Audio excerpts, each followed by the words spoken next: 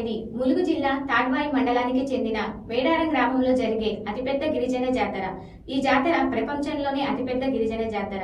ఈ జాతర తెలంగాణ రాష్ట్ర పండుగగా కూడా గుర్తింపు పొందింది. భారతదేశంలో కుంభమేళ తర్వాత అత్యధికులు హాజరయ్యే పండుగ ఇదే. వివిధ రాష్ట్రాల నుంచి 10 కోట్ల మందికి పైగా హాజరవుతారని అంచనా.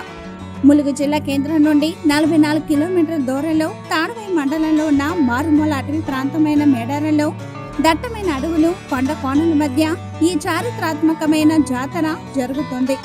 సమస్త గిరిజనులు సమారాధ్య దేవతలు, కష్టాలు కడతీర్చే కలియుగ దైవాలుగా, ఆపదలో ఉన్నవారిని ఆదుకునే ఆపద్బాంధవులుగా కేవలం తెలంగాణలోనే గాక అఖిల భారతదేశంలోని వనదేవతలుగా పూజలు అందుకుంటున్నారు సమ్మక్క సారక్క.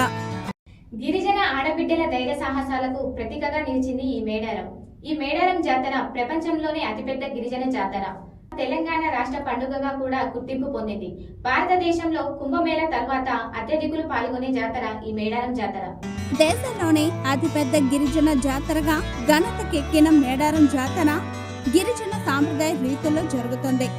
మన రాష్ట్రం నుండే కాక పొరుగు రాష్ట్రాలైన ఆంధ్రప్రదేశ్, మహారాష్ట్ర మధ్యప్రదేశ్, ఒడిశా, ఛత్తీస్గఢ్, జార్ఖండ్ రాష్ట్రాల నుండి కూడా లక్షల కొద్ది భక్తులు తండోపతండాలుగా తరలివచ్చి మొక్కులు చెల్లించుకుంటారు.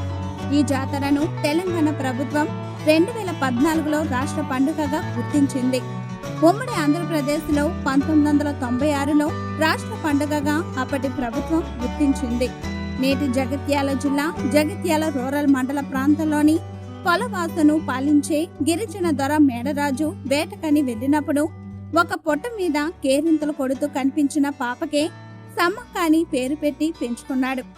సమ్మక్క వారికి పొట్ట మీద కనిపించే సమయంలో చుట్టూ పులులు, సింహాలు ఆమెకు రక్షణగా నిలవడం చూసి ఆమెని దైవంస సంబూతురాలిగా భావించారు. కన్నీరు సైతం ఎండిన కరువులో తమకు తోడుగా నిలిచేందుకు వచ్చిన దేవతగా ఆమెను కొలుచుకునేవారు. సమ్మక్క హస్తవాసి వారి నమ్మకాన్ని తరచూ రుజువు చేసేది. ఆమె చేత్తో ఆకు పసరిస్తే ఎలాంటి రోగమైనా ఇట్టే నయమైపోయేదట.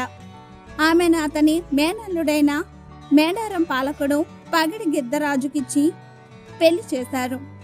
ఈ దంపతులకు సారలమ్మ, నాగులమ్మ, జంపన్న అనే 3 సంతానం కలిగారు.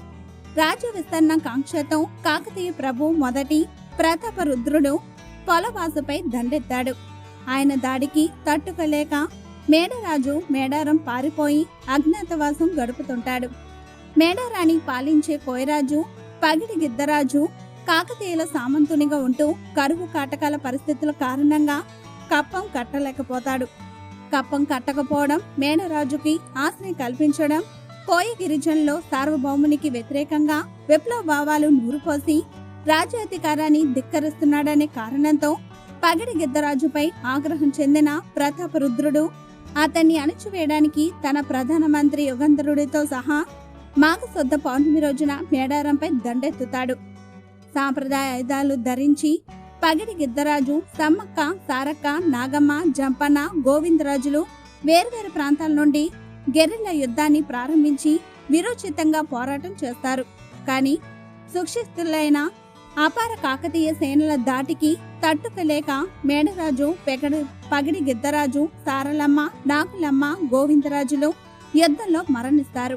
పరాజయ వార్త విన్న జంపన్న అవమానాన్ని తట్టుకోలేక సంపెంగ వాగులో దూకి ఆత్మహత్యకు పాల్పడతాడు. అప్పటి నుండి సంపెంగ వాగు జంపన్న వాగుగా ప్రసిద్ధి చెందింది. ఇది సమ్మక్క యుద్ధ భూమిలో కాకలు తీరిన కాకతీయులు సైన్యాన్ని ముప్పు తిప్పలు పెడుతుంది. విరోచితంగా పోరాటం సాగించింది. గిరిజన మహిళా యుద్ధ నైపుణ్యానికి ప్రతాపరుద్రుడు ఆశ్చర్యకితుడయ్యాడు. చివరికి శత్రువుల చేతిలో దెబ్బతిన్న సమ్మక్క రక్తపు దారతోనే యుద్ధ భూమి నుంచి నిష్క్రమించి చిలుక గట్టువైపు వెళ్తూ మార్గ మధ్యలోనే అదృశ్యమైంది. ఈ జాతర 2 సంవత్సరాలకు ఒకసారి జరుగుతుంది.